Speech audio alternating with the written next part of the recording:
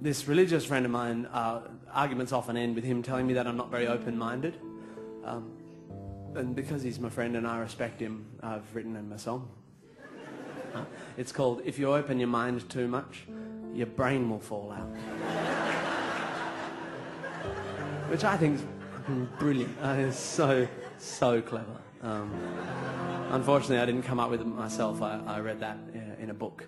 So to avoid copyright issues, I've given it a subtitle, which is "Take My Wife."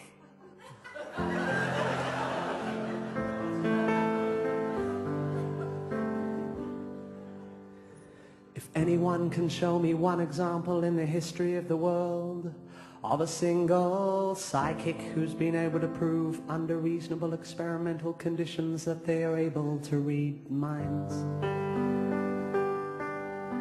And if anyone can show me one example in the history of the world of a single astrologer who's been able to prove under reasonable experimental conditions that they can predict future human events by interpreting celestial signs.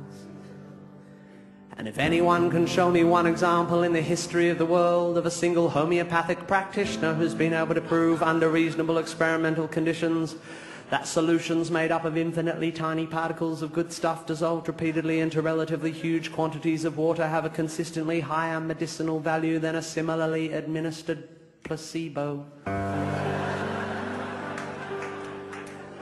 And if anyone can show me one example in the history of the world of a single spiritual person who's been able to show either empirically or logically the existence of a higher power with any consciousness or interest in the human race, or ability to punish or reward humans for their moral choices, or that there is any reason other than fear to believe in any version of an afterlife,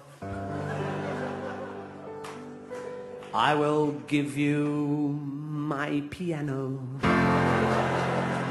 one of my legs, and my wife.